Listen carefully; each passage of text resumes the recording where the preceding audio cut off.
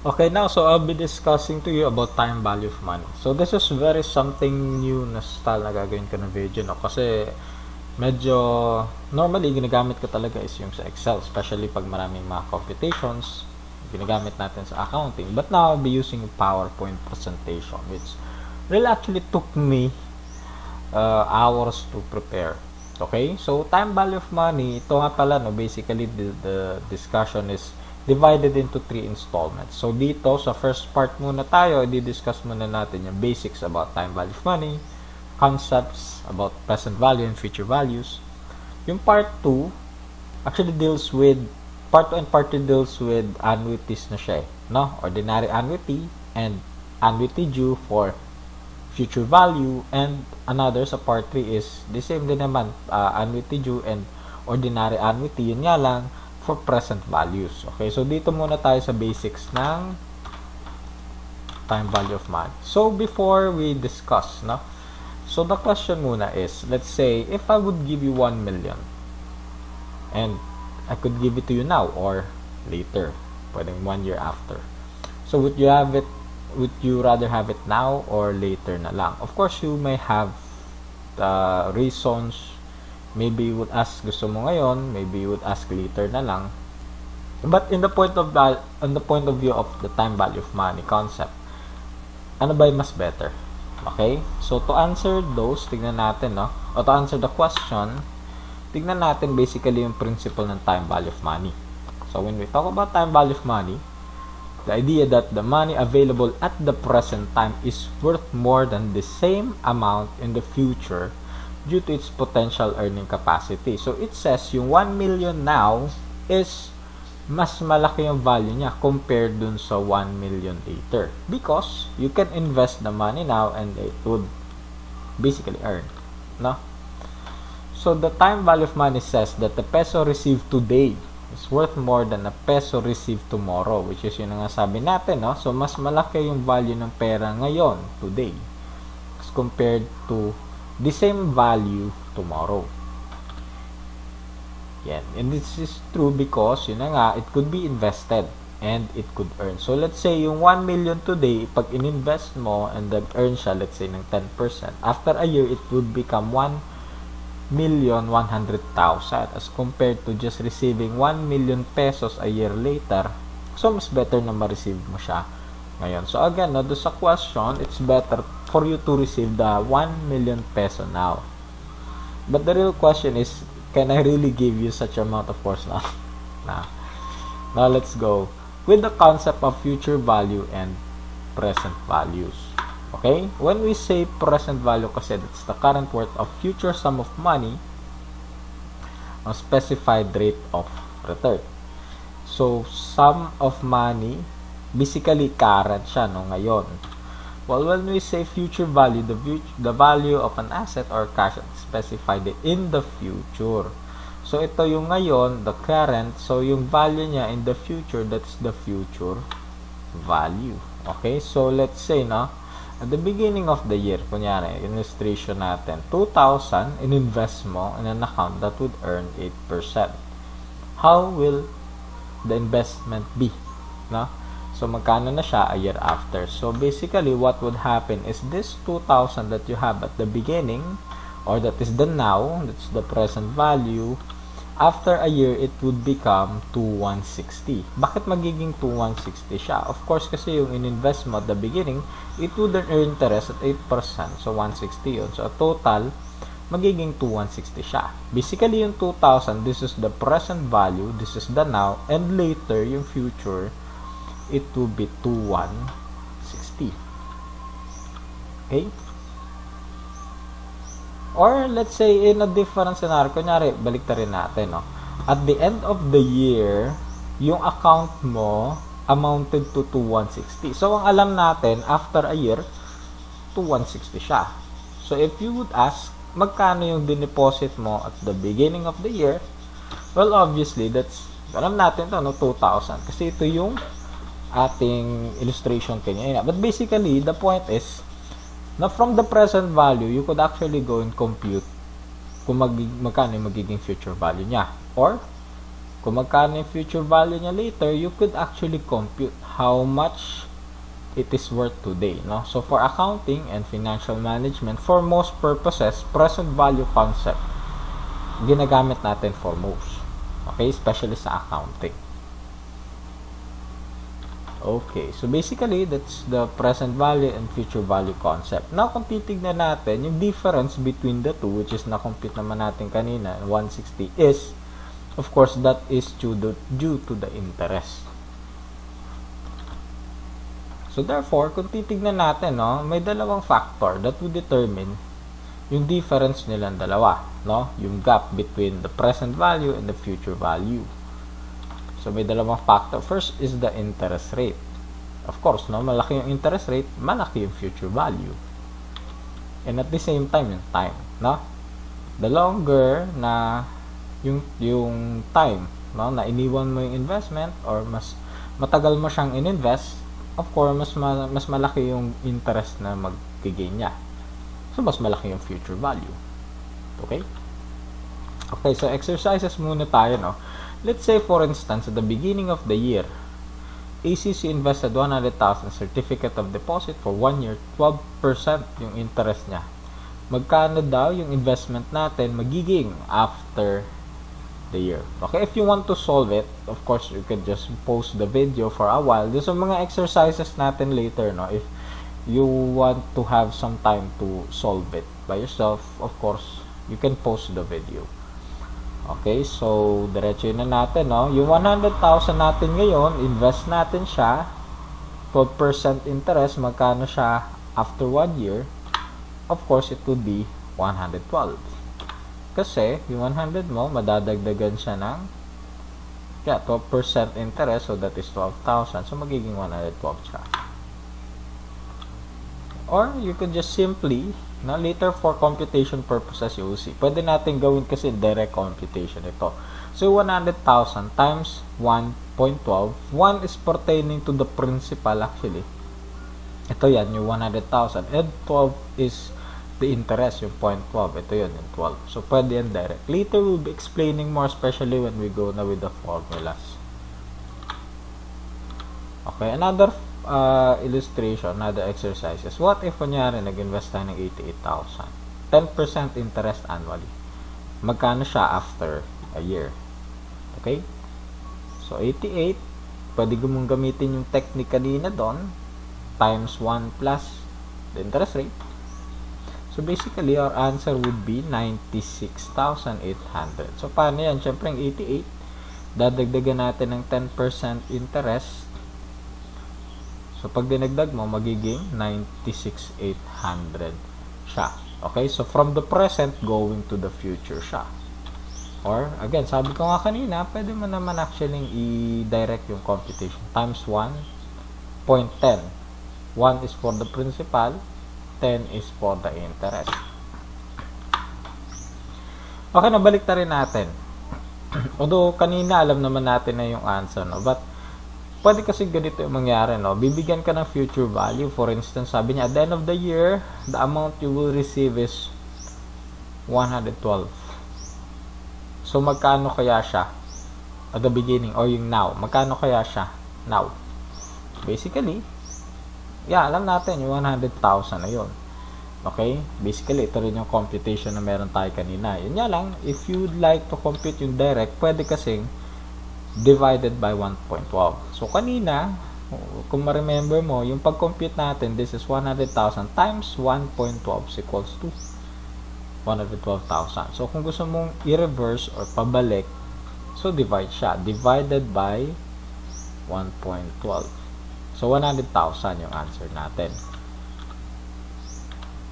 And ito, medyo ibahin natin ng konti. Gusto mo ng car after 1 year.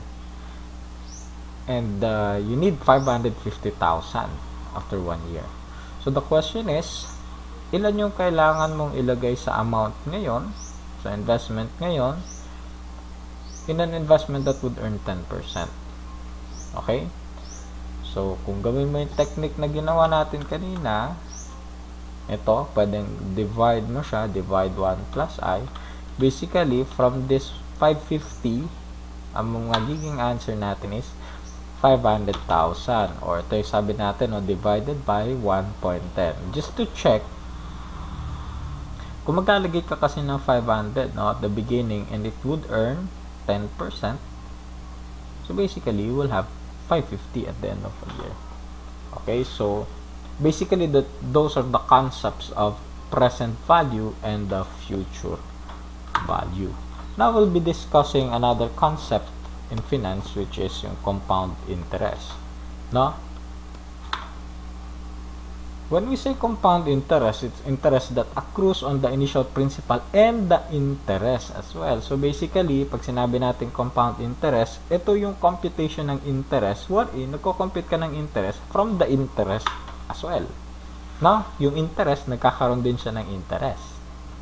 So later, meron tayong illustration para mas makita natin siya mabuti, no? Okay, medyo mas malaki yung growth ng pera natin dito. Kasi imagine mo, yung interest, nagka-interest pa. Tapos na interest na, magka-interest na mag-interest. So magpapatong yung interest natin. Okay? So more than once yung computation. Kasi nga, pag merong mga interest na nag-accrue, kasama yan, kinocomputan din natin ng interest. Okay? So para mas makita natin mabuti, we'll have an illustration here, no?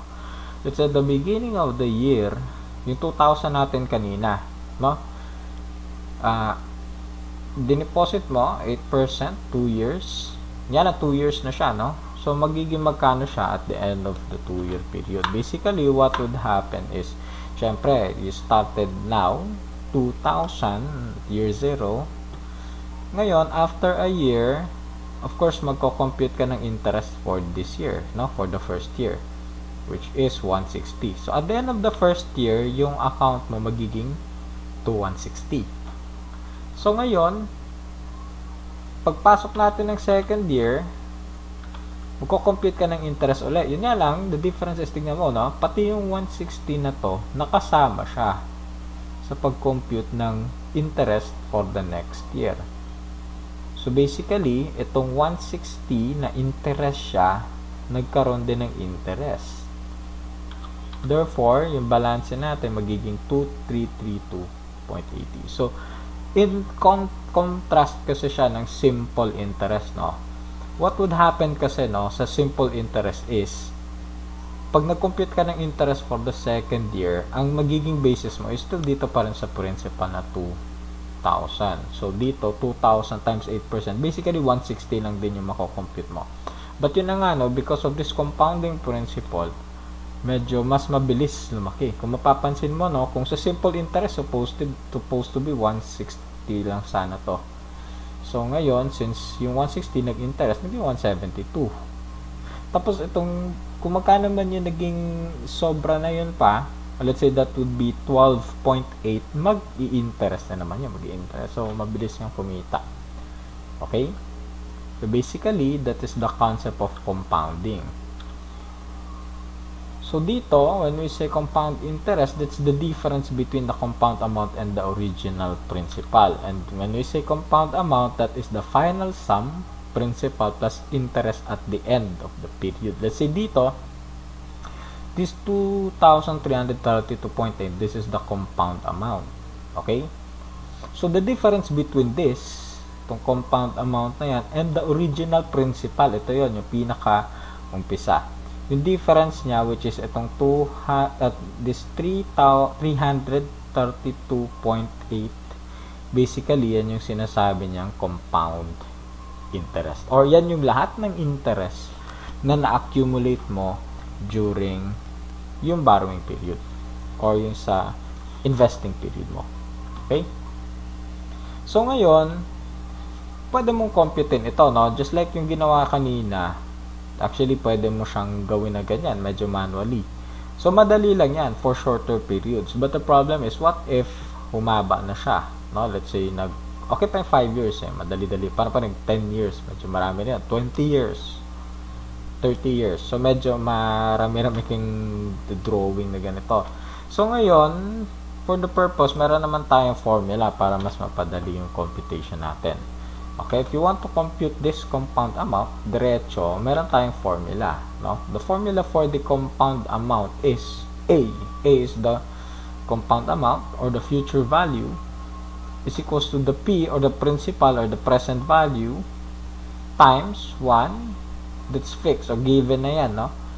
Plus I, which is the interest rate per period or per compounding period, raised to n. Later we'll be explaining to you, no, how, bakit meron ganito or bakit ganito yung formula natin. But let's say gamitin natin dito, no, sa kaninang illustration natin. So basically, what would be our solution is yung 2,000, yun yung principal natin, P. 1 is given, fixed na yan, plus 8% interest, 0.08. It's normally, no, written in decimal, raised to 2. To, 2 years kasi yung compounding period natin. So, una, alam natin sa mathematics na meron tayong PEMDAS rule. So, parenthesis muna, this is 1.08, tapos exponent. So, 1.08 raised to 2. So, basically, that would be 1.1664. So, saka natin last, i-multiply in 2,000. So, we will have the same answer. Okay? So, basically, ito na-explain na natin kung saan nanggaling yung formula. So, ito kasi yung computation na pinakita natin kanina sa inyo, no, from the previous illustration. Okay? Pag-aalisin natin yan, so, pwedeng i-direct natin, just like yung tinuro natin sa inyo from the, yung nauna nating discussion, times 1.08, times 1.08, okay? Para mag-arrive ka dun sa the same answer. Or, let's say, kung i-direct natin, so times 1.08 times 1.08. Or in mathematics, since pareho itong minultiply mo siya, the same, so that is exponential. So times 1.08 raised to 2. So basically, dyan ang galing yung formula natin. That the compound amount is equals to the principal times 1 plus interest rate raised to the number of years on the compounding period. Okay? So, illustration muna tayo or exercises. Now, again, if you want to solve the problem, you just pause the video. Okay? So, at the beginning of the year, nag-invest 100,000, 12%, compounded annually. Magkano daw yung investment natin magiging after 2 years? Okay? So, using the formula, in-explain ko lang, no, kung saan ang galing siya. Yung formula natin, ayan, so 100,000 times 1 plus I, interest natin is yung 12% raised to 2 years. Okay? So, pag kinumpute natin to 1.12 raised to 2, that would be 1.2544. So, times 100,000, yung answer natin would be 125,440. Okay? And another illustration is yung kaninang 88,000 natin, except gagawin natin siyang 3 years. 88,000, invest natin for 3 years, 10% compounded annually. Magkano daw yung investment natin after 3 years? So, again, the solution. So, meron tayong formula. Substitute lang natin, 88,000 for the principal, 1 plus. Interest natin is yung 10%. Raised to 3 years. So, pag kinumpit natin ito, 1.10 raised to 3, that would be 1.331 times 88,000. Yung answer natin for the compound amount of the future value would be 117,128.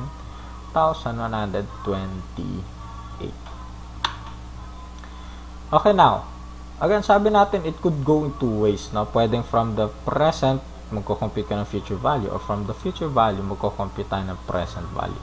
So, ganun din, no? Pwede natin siyang i-reverse actually. So, pwede tayong mag-compute ng present value. So, meron din tayong formula. Now, the present value or the principal is the compound amount or the future value divided by the 1 plus I. Ganun pa rin naman siya, no? Interest raised to n. Basically, nandun naman galing din siya ng formula. No? Kasi kanina, yung formula natin, A is equals to P PV times this. No, nandito siya. So, kung gusto mo siyang ilipat, so divide mo lang siya, it will be cancelled out and malilipat na yung itong item na to. So, basically, doon ang galing yung formula. And explain din natin later, no? So, example, natin. Actually, ito rin yung kanina, no? We'll be using the same example para mas maintindihan natin. At the end of 2 years, yung amount natin, meron na siyang 2,332.8. So, if 8% yung interest niya, magkano yung din-deposit mo at the beginning? No, basically, alam na natin yung magiging answer dito kasi ito nga yung illustration natin kanina. Pero pakita lang natin how does the formula work, no? Yan. So, 2,332.8. Tapos ito kanina, kinumputan na natin to eh, no? So, ito yung unahin mo again. PEMDAS tayo. And then, 2,332.8 divide mo yung amount mo dito. Basically, yung magiging answer natin is 2,000. This is the present value or the principal. Okay? It's like yung kanina na explanation kung saan ang galing yung formula. Kasi 2,232 to eh. At the end of 2 years. So, divide siya. Sabi ko nga kanina, from the present to the future, multiply siya. No, times 1 plus I. Kung pabaliktad, from the future to the present, divide 1 plus I. So dito, divide 1.08 to 160, divide 1.08, so 2,000 pala, no? Or pwede mo siyang dire-diretsuhin, or in mathematics, ganyan, exponential siya, 1.08 raised to 2. So basically, the formula natin is itong compound amount or the future value divided by 1 plus I raised to n. Okay? So, basically, doon ang galing yung formula. So, now, let's go with some more exercises. Oh, present value to, no? Sorry. This is supposed to be present value. Hindi ko na na-change. Now, at the beginning of the year, nag-invest daw. 12%, 2 years. Well, actually, alam na natin to, no? Kasi ito rin yung, ano natin kanina. 125,440. So, how would it look like in the formula? So, yung formula natin, 125,440, that's the compound amount divided by 1 plus 12% interest raised to 2 years. Okay, so ito yung na-compute natin dito. So, 125,440 divide 1.2544. So, the present value is 100,000.